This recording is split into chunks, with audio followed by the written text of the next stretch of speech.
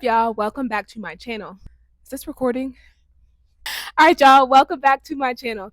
In today's video, I'm going to do something a little bit different. I'm going to take y'all through my workout. I know y'all see a lot of lock videos. And also, as of late, y'all have been seeing a little bit more of my fitness and business side of my life. And some of you guys may be wondering, well, what does your workout actually look like? I want to see you in the gym.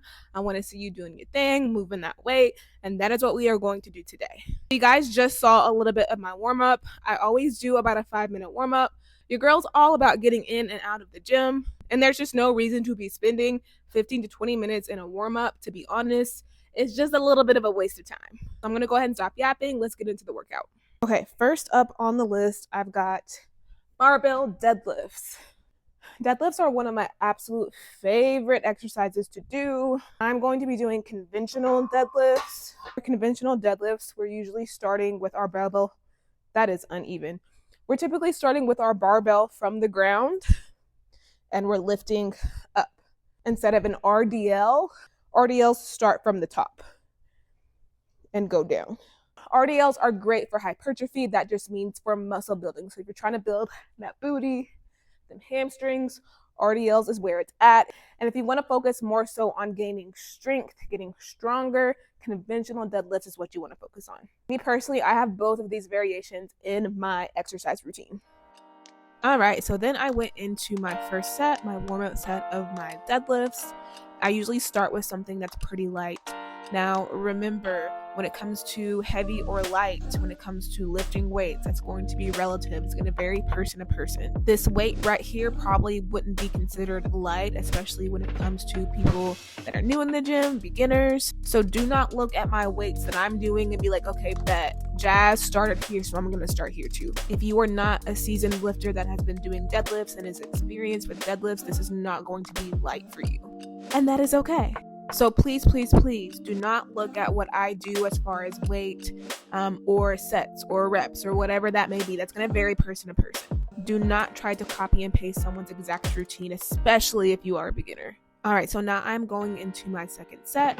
I'm now doing 225. So if you are new to my channel, I did take quite a hiatus from regular training. Up until about a month and a half ago, I was still working my full-time 9-to-5 day job and also growing my business as a personal trainer.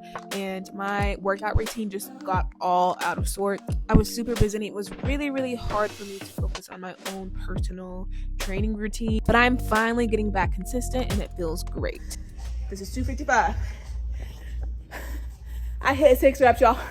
I forgot to press record. I am so mad. I almost want to try again just to get it on camera. I don't know.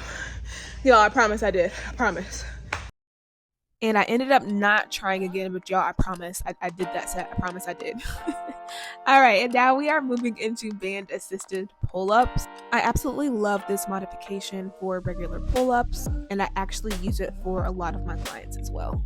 I like this variation where you pull the resistance band across the bar, across the squat rack, instead of attaching it to the pull-up bar. It works way better. I gotta figure out the best way to do a secure but also cute bun now that my locks are getting longer. It seemed like I was able to do like a cuter bun a few months ago, but I feel like all of a sudden my locks have had a growth spurt and now my buns just don't be bunning. So I need to figure that out. I'm getting some serious hang time though. Okay, so something that I learned is just part of being a gym girly that lifts heavy and doesn't like gloves is calluses. I know a lot of y'all probably don't like to have like calloused hands. I know that's not sexy. I know that that's not feminine. That's not cutesy. But me personally, I hate wearing gloves. I really like to feel my hands to the bar. I want my hands to be in contact with whatever equipment I'm using. So I'm just going to have calluses. It's just part of it. So if you don't like it, you can always wear gloves to protect your hands, but just not something I'm too worried about. All right, and next up we have weighted Cossack squats, and I really like these. These are great for training hip mobility. It also gets you moving laterally, in other words, side to side, which is a kind of movement that most people really neglect in their training. A lot of people will train up and down, which is something like a squat, forward and back, something like a deadlift, an overhead press, up and down. But many people don't think to train in a side to side fashion like this. I usually do these in my warm up. I'll do a body weight version, but I recently started doing weighted versions to make them more difficult. And a little bit of weight goes a long way for these. So I would definitely recommend, if this is not a movement that you've ever done, definitely make sure that you practice these using your body weight only. As you can see, I switched up from using a plate. As I went heavier, I grabbed a kettlebell because it was just easier for me to hold it. It was just more comfortable. And these last few reps, as y'all can see, they got to me. They were difficult, but I pushed through it. I loved it. So fun. And next up, I have incline dumbbell chest press. Heavy barbell bench press is something that I am trying to work on, and these are a great accessory to help me get stronger at that. Ladies, do not be afraid to train chest. It's not just for the guys, it's for the girlies too. All right, y'all, when it comes to rest periods, specifically if you're trying to grow muscle or get stronger, it is important to have longer rest periods. If you're doing a 30-second rest or no rest, or even like a 60-second rest, it's probably not quite enough to allow your body and your muscles to recover so that you can put maximum effort into your next set. There's definitely a time and a place for shorter rest periods, but if you're trying to get strong, gain muscle, take at least 90 seconds. 90 seconds on the short end. Heavier you get, the more challenging your lifts are, the more rest you need to take in between sets. So 2, 3, 4, even 5 minutes in between sets is completely fine. Don't rush your rest periods. All right, and I am back for my final set of my incline chest press. By my last set, I really like to make sure that I'm choosing a very challenging weight. When you are lifting, if you want to get stronger, if you want to build muscle, you really need to make sure that you are training with intensity. You need to make sure that you are challenging yourself. There are too many people that stop lifting. They end their set when it starts to burn. That is not the way you need to do it. You need to push through that burn. Those last few reps need to be real ugly. Just like you saw, it's gotta be ugly. You gotta be making ugly faces.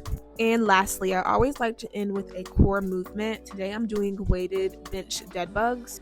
Dead bugs are one of my favorite core exercises, and there's so many different variations you can do. Dead bugs are great for training core stability, which is so important. We use our core in so many different ways for so many different functions. Pretty much every movement that you can think of, you utilize your core for, whether it be for a stability purpose, flexion, rotation.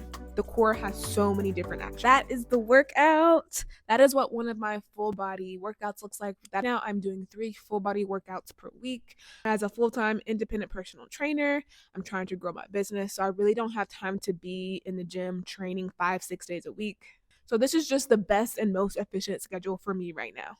This is a great example of something that I always preach, and that is that it is completely okay to allow your fitness routine to change over time, to change with your life, to change with your schedule. You have to stay adaptable, and that is one of the most important things when it comes to being consistent over the long term in your fitness journey. Is this recording, guys? Because I just always... Okay. I'm so paranoid. I'm so paranoid about blabbing in front of the camera and then it actually is not recording just because it happens all the time. It just happened earlier. Anyway, so that is what my workout routine looks like currently. I really hope you guys enjoyed this type of content. I'm trying to mix it up when it comes to content. I'm trying to figure out what performs well, what you guys like best, what the algorithm is going to pick up on, because previously in the past, specifically my fitness content, it just doesn't do very well. So I'm trying to figure out what's going to work best, what's going to get seen, what you guys like, because I really would like to start making a lot more fitness content. I've just gotten discouraged in the past because it just doesn't do very well. So please let me know if you guys enjoyed this, because this was so fun to make and I want to do it more. It just gets a little bit frustrating when it just doesn't do very well. So that is going to bring me to the end of this video. Thank y'all so much. If you made it to the end of this video, thank y'all so much for sticking around. Please go ahead and like, subscribe, all that good stuff, share with a friend, and I will see you guys next time. Bye.